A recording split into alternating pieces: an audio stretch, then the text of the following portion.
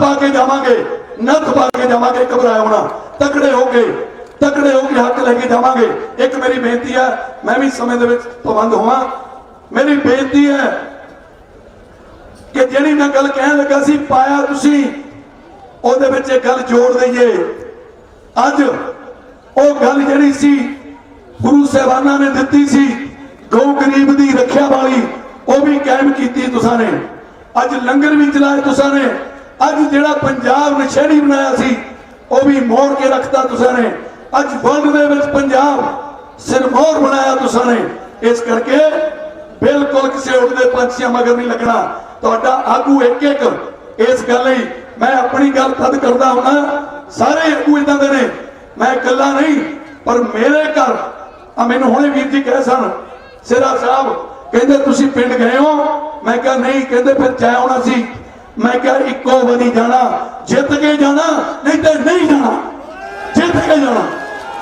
Clear गल है, जित के जावांगे नहीं तो नहीं जावांगे। इस गल का प्रण रखियो। ज्यादा ना मैं समा लवां, जाते हुए दो तीन नारे लाने ने।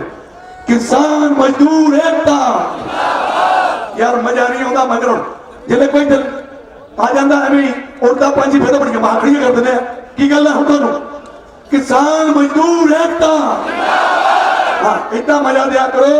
तुहाडियां ये बाहां खड़ियां जिहड़े पिंडों आ रहे ने वो इन्हां आगूआं दे गुरु कोच का काम करते हैं।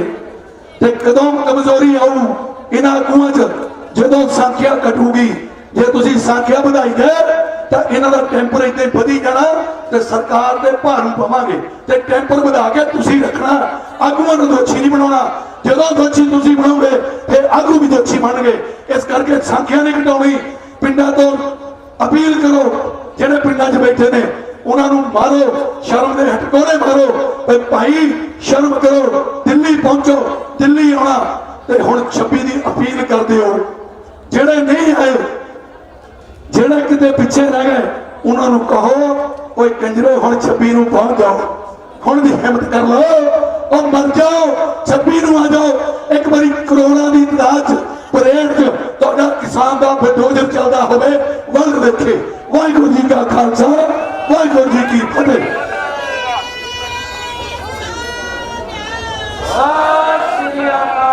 बहुत बहुत धन्यवाद राय साहब का। प्रोफैसर सुरिंदर कौर लुधियाना वो साडे तक नहीं पहुंचे, असीं उन्हां तों माफी चाहुंदे हां जी। सीनियर एडवोकेट सुप्रीम कोर्ट के भानु प्रताप जी साडे विच पहुंचे ने, वो आउण जी माइक ते अपने विचार दस्सण।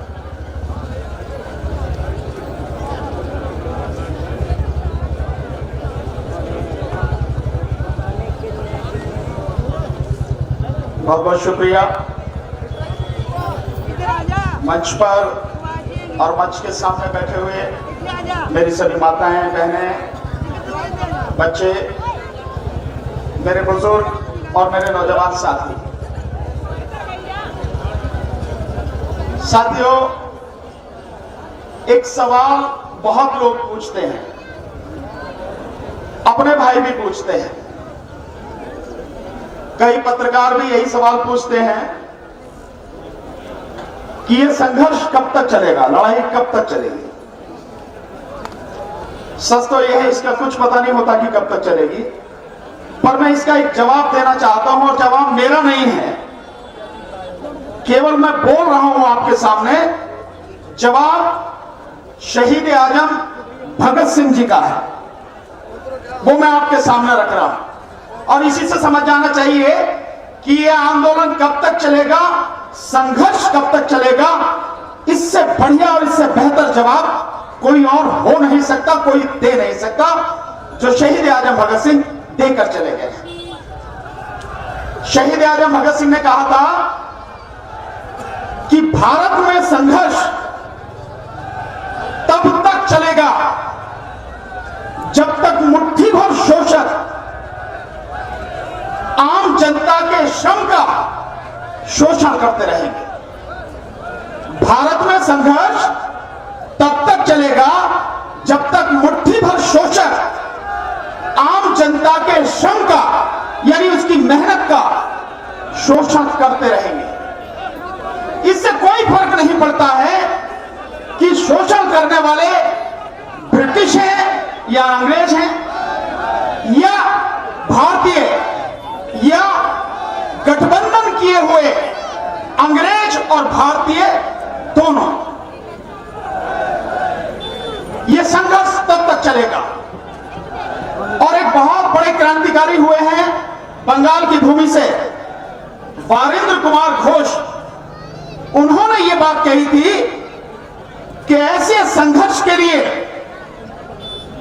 हजारों ऐसे साथियों की जरूरत है जो शताब्दियों की दास्ता को अपने खून की धार से बहाने को तैयार। तो यह संघर्ष कब तक चलेगा हमें नहीं मालूम, लेकिन यह बात सही है, जब तक शोषण होता रहेगा यह संघर्ष चलता रहेगा। और इसमें बहुत साथियों की जरूरत है, हजारों लाखों साथियों की जरूरत है जो अपना बलिदान देने को तैयार है। और हमारा समाज, सिख समाज तो बलिदान इसमें, वो और उनकी टीम जो लोग कहते हैं, और जो उन्होंने कुछ लोग छोड़ रखे हैं इस बात के लिए, जो दुष्प्रचार करते हैं, आखिर फंडिंग कहां से हो रही है? कहते हैं कि फंडिंग कहां से हो रही है। अगर यहां देखा जाए तो बच्चे अपनी कुल्लत तोड़कर इस आंदोलन के लिए सहयोग दे रहे हैं, इससे ज्यादा और क्या होगा। फिर भी जिन्होंने इतिहास नहीं पढ़ा है उन्हें इतिहास पढ़ना चाहिए, और सिख पंथ का, सिख समाज का इतिहास जरूर पढ़ना चाहिए। और ये आज का नहीं, ये 500-600 साल का हमारा पुराना इतिहास है। और उस इतिहास में हमारे गुरुओं ने यह कहा था कि समाज की सेवा के लिए, धर्म के लिए दशांश, एक शब्द है दशांश। लेकिन जो जानते हैं, जिन्होंने इतिहास पढ़ा है वही जानते हैं, जिन्होंने पढ़ा ही नहीं, और प्रधानमंत्री तो फिर अनपढ़ आदमी है, उन्होंने तो पढ़ा ही नहीं है। तो दशांश का मतलब अगर आपको नहीं मालूम तो मैं आज बताता हूं, और प्रधानमंत्री भी सुन लें। दशांश का मतलब यह है, हमारे गुरुओं ने कहा कि जितना कमाते हो, तुम्हारी उस आमदनी का 10वां हिस्सा, यानी 100 रुपए कमाते हो तो 10 रुपए समाज की, धर्म की सेवा के लिए दो। और यह परंपरा हमारी बहुत पुरानी, 500 साल से चली आ रही पुरानी परंपरा है। ये जो सहयोग आता है, ये जो इस आंदोलन में गुरुद्वारों के माध्यम से जो लंगर चल रहे हैं, ये जो सपोर्ट मिल रही है, ये सारे काम जो इतनी अच्छी तरीके से, व्यवस्थित तरीके से हो रहे हैं, ये उसी परंपरा के हैं। और उसी परंपरा में हर कोई, अमीर हो, गरीब हो, छोटा हो, बड़ा हो, हर कोई अपनी सेवा देता है, बिना किसी स्वार्थ के देता है, बिना किसी अहंकार के देता है, जिसकी ताकत से यह आंदोलन लगातार चलता चला जा रहा है। मैं जानता हूं पीछे से इशारा हुआ है, मुझे भी समय की मर्यादा का ध्यान रखना है। फिर भी आज एक बात जरूर कहूंगा, जो हमारे लीडर हैं, जो इस आंदोलन के, हमारी जत्थेबंदियों के लीडर हैं, मैं पूरे विश्वास के साथ कह सकता हूं, बहुत ईमानदार, बहुत ही अच्छे आचरण वाले, ऊंचे आचरण वाले साथी हैं। आंदोलन कभी भी जनता से खराब नहीं होता, आंदोलन हमेशा लीडरशिप से खराब होता है। और इस आंदोलन की एक बहुत बड़ी ताकत यह है, हमारे जत्थेबंदी के सारे लीडर बहुत ईमानदार और समाज और देश के प्रति समर्पित हैं। हम कुछ भी कहें, हम कुछ भी करें, दो बात हमको याद रखनी है। जो हमारी लीडरशिप कह रही है उस मर्यादा को ना तोड़ें, उसी मर्यादा में हमें अपनी बात भी रखनी है, उसके बाहर नहीं जाना। हम ऐसी कोई घोषणा यहां से ना करें जो हमारी लीडरशिप नहीं कह रही। हमें लीडरशिप का सम्मान रखते हुए वही बात यहां से कहनी है जो फैसला उन्होंने किया है।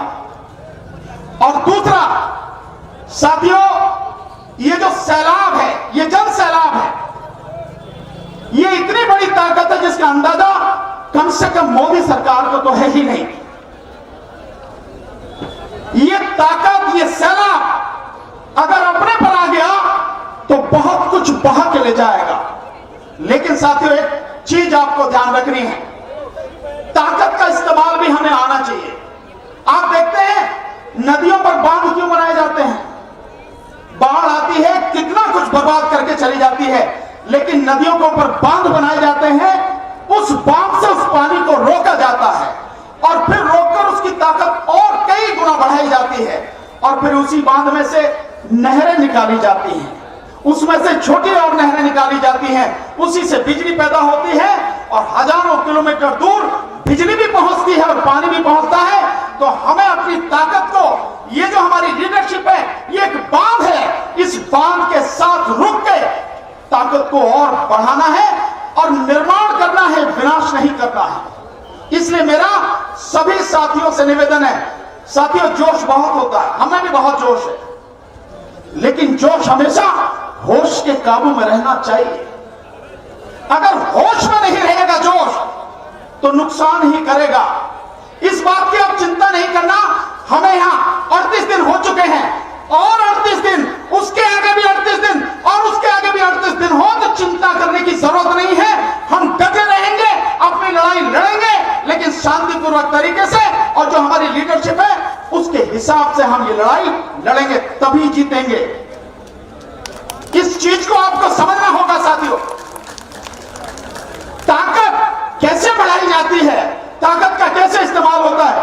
कुछ साथी, नौजवान साथी हैं, मैं जानता हूं, जोश होता है, चाहते कि नहीं अभी हो जाए, नहीं, वक्त आएगा सब कुछ होगा।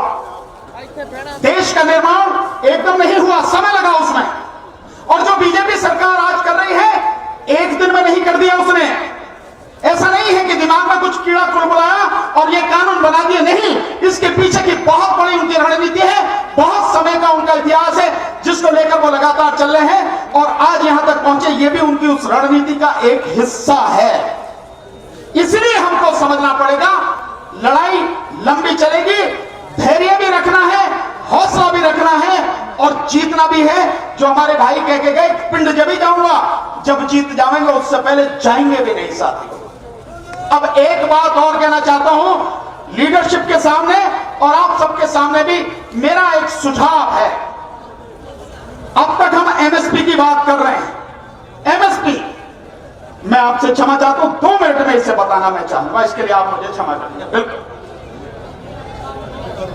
और ना मोदी को ना देखो, अपनी ताकत को देखो, वो क्या देखना, अनपढ़ आदमी, उसका क्या काम है।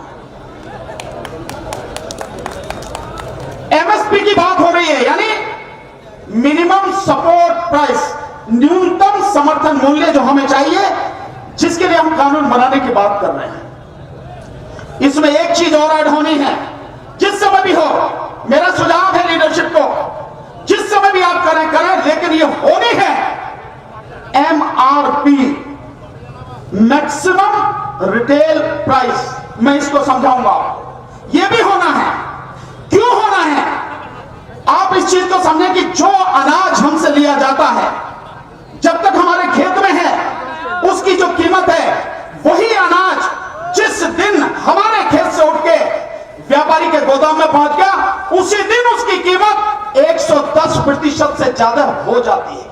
यानी दुगनी कीमत केवल रास्ता है, और जैसे उसके गोदाम में पहुंचता है 110% उसकी कीमत हो जाती है। साथ में साथियों, जो ये एग्रीकल्चर प्रोडक्ट हैं, इनसे जुड़ी हुई जितनी कंपनियां, मैंने कल भी एक बताया, इनका मुनाफा 8000% होता है, कहीं 10,000% और कहीं कहीं तो 15,000%। मतलब हमारी जो फसल है, हमारी जो चीजें हैं, उसका मुनाफा उन्हें 150 गुना, 150% नहीं, 150 गुना, 80 गुना, 100 गुना कैसे हो जाता है? फसल हमारी तो है और हमें लागत भी नहीं मिलती है।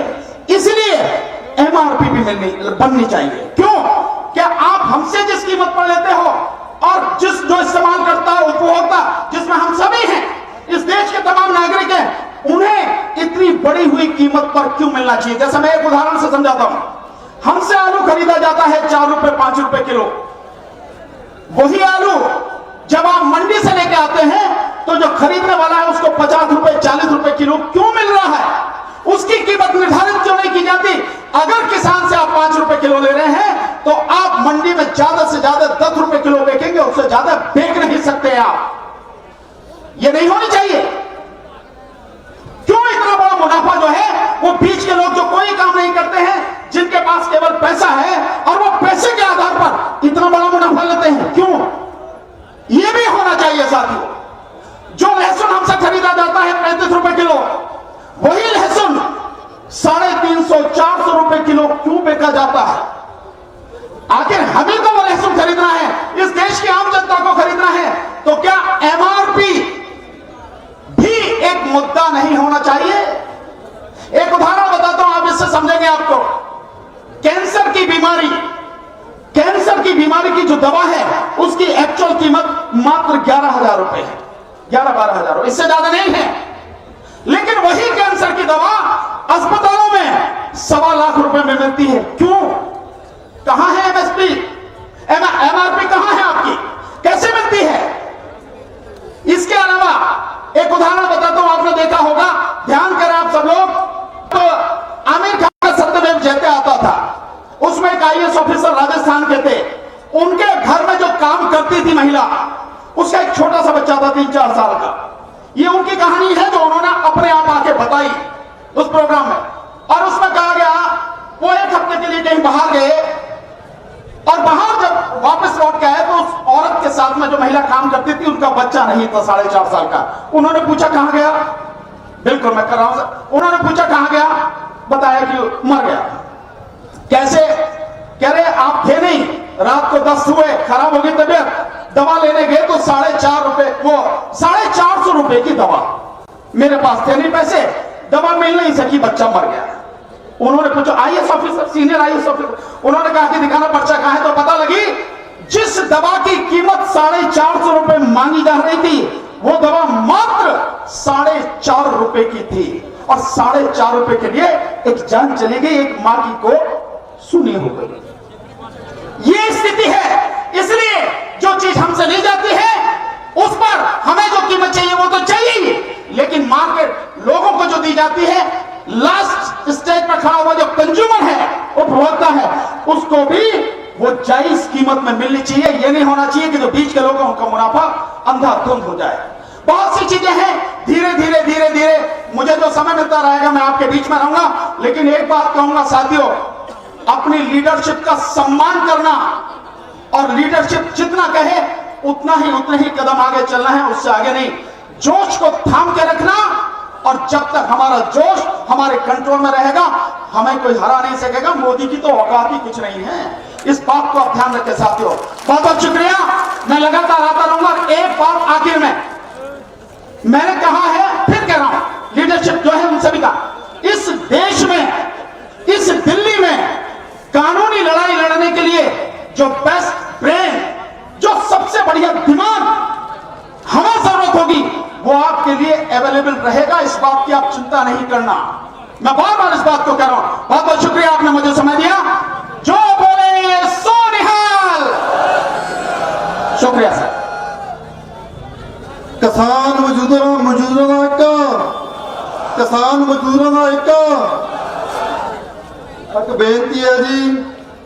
ਇਹ ਕੇਰਲਾ ਤੋਂ ਨਰੈਣ ਸਿੰਘ ਨੇ ਜਿਹੜੀ ਸਕਰੀਨ ਤੇ ਫੋਟੋ ਹੈ ਇਹ ਆਪਣੇ ਘਰ ਤੋਂ 3 ਸਾਲ ਪਹਿਲਾਂ ਗਏ ਸੀ, ਪਰ ਇਹ ਫੇਸਬੁੱਕ ਰਾਹੀਂ ਇਹ ਇੱਥੇ ਆਪਣੇ ਕਿਤੇ ਧਰਨੇ ਤੇ ਦੇਖੇ ਗਏ ਨੇ। ਇਹ ਬੇਨਤੀ ਆ ਸਟੇਜ ਵੱਲੋਂ ਵੀ ਜਿਨ੍ਹਾਂ ਨੂੰ ਇਹ ਇੱਕ ਬਾਂਹ ਤੋਂ ਹੈਂਡੀਕੈਪ ਹੀ ਨੇ, ਵੀ ਜੇ ਕਿਸੇ ਨੂੰ ਇਹ ਮਿਲਣ ਤਾਂ ਇਹਨਾਂ ਨੂੰ ਸਟੇਜ ਤੇ ਪਹੁੰਚਾਉਣ ਦੀ ਕਿਰਪਾ ਕਰੋ ਜੀ। ਇਹ ਕੇਰਲਾ ਤੋਂ ਨਰੈਣ ਸਿੰਘ ਜੀ ਨੇ, जो फोटो स्क्रीन ते हैगी है ध्यान नाल देख लो जी। इस धरने ते फेसबुक राही देखे गए ने। जे किसी वीर नूं मिलते ने तां इन्हां नूं स्टेज ते पहुंचाउण दी किरपा करो जी। इन्हां तो बाद अवतार सिंह जी मेलों, मीत प्रधान बीके जू लखोवाल, उस तो बाद बलदेव सिंह जी जीरा जी जनरल सकत्तर भारतीय किसान यूनियन क्रांतिकारी तैयार रहन। उस तो पहला मैं बेनती करूँगा भी जो दानी सज्जन स्टेज ਨੂੰ ਮਾਈਕ ਸੈਟ ਕਰਦੇ ਉਹਨਾਂ ਦਾ ਧੰਨਵਾਦ ਕਰਨ। और गुरप्रीत सिंह, दर्शन सिंह समराड़ी 2000 रुपए, सुखविंदर कौर 500 रुपए, हरमीत सिंह ढिल्लों फैमिली वासी यूएसए 10,000 रुपए, सुखजीत सिंह वासी यूएसए 10,000 रुपए, लखवीर सिंह पिंड नगर फिलहाल तो 2100 रुपए, हरवंश सिंह कोपली वासी यूके 1000 रुपए, कमलजीत सिंह वासी चंडीगढ़ 3100 रुपए, साजनपुर तो 5100 रुपए, बली सिंह शाहपुर बैला नूरपुर बेट रोपड़ तो 3000 रुपए, गोविंदवाल साहब की संगत वालों 3000 रुपए, Taranjeet Singh Golden Temple Transport Jalandhar वालों 5000 रुपए, खुशहाल सिंह पानीपत 2100 रुपए, महेंद्र सिंह कैंथल हरियाणा तो 500 रुपए, सहल सिंह मानीपुर जमुनानगर तो 1100 रुपए, बलविंदर सिंह धारीवाल तो बेट कपूरथले तो 21000 रुपए, विक्रम सिंह सनाम उधम सिंह वाला 500 रुपए, पिंड रसूलपुर सुनड़ा तो 21000 रुपए। इन्हां सारे दानी वीरां दा संयुक्त किसान मोर्चे वालों धन्नवाद किया जाता है जी। बोले सो निहाल।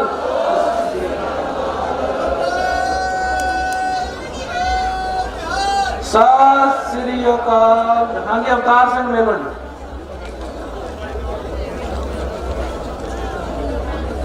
परम सत्कारयोग गुरु रूप गुरु खालसा जी, पहला मैं बेनती कर रही हूं तुहानू एक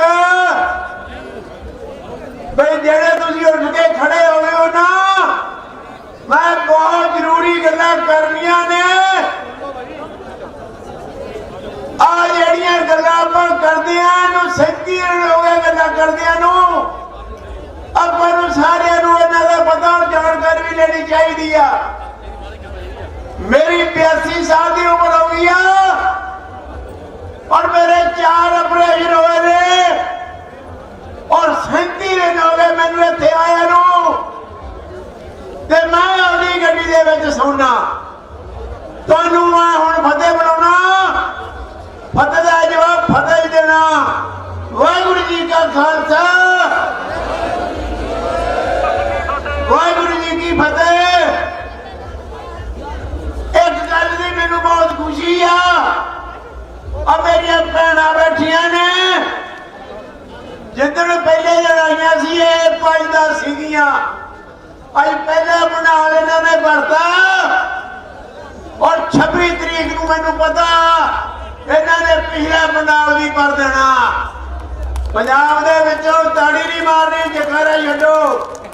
ये मैं अगे भी कही सी, जदों छन्ना जकारा छड्डो गुरु गोबिंद सिंह दा वाकिया होया। तो इस करके वीर भी बहुत आ रहे ने, टालियां बहुत आ रही ने। ये हिंदुस्तान का गला नहीं, सारी दुनिया का आंदोलन बन गया। हुण मैं जी गल कर जाना, नोट कर लो। मैं गल गदारा की करनी है, गदारा की जेडे इस देश के गदार ने। सब तो बड़ा गदार प्रधानमंत्री मोदी आ। तेनू अज गिरदान दिने, बख्श दिने भाई तू गिरदार गिरदार आ। पहला इन्हें देश ने गदारी की, देश बेचिया, पड़ानी पड़ानी नू जहाज बेचे। यही पहली गदारी आ। सुन लो, सारा देश सारा भारत बेचना चाहता, असी इन्हां नूं कदे चद बेचण नहीं देवांगे। ये नोट कर लो। अज किसान जागरूक हो गया ते अज जिहड़ा मोर्चा लग्या ये शांतिपूर्वक रहूगा और मैं दावे न कह सकदा ये मोर्चा जित के जावांगे। मैं उधर जाऊं जिधर तो मोर्चा जितया गया।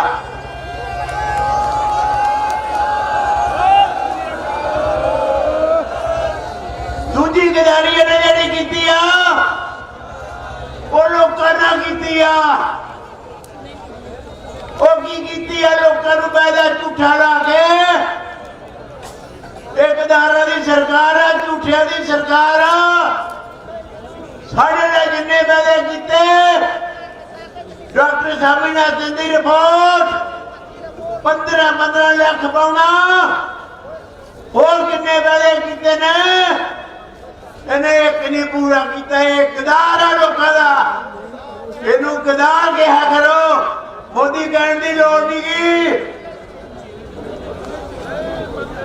एक मैं दस देनी चाहना मैं तिना मुद्दों की गल करनी सी।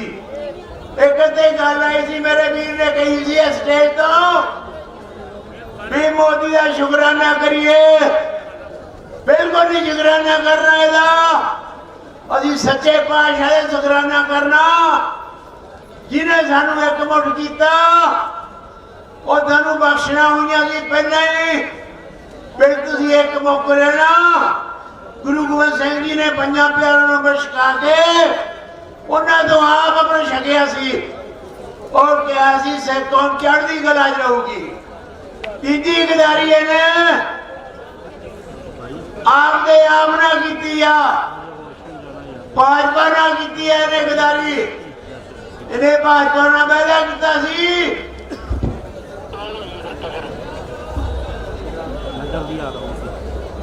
इन्हें भाजपा ना पैदा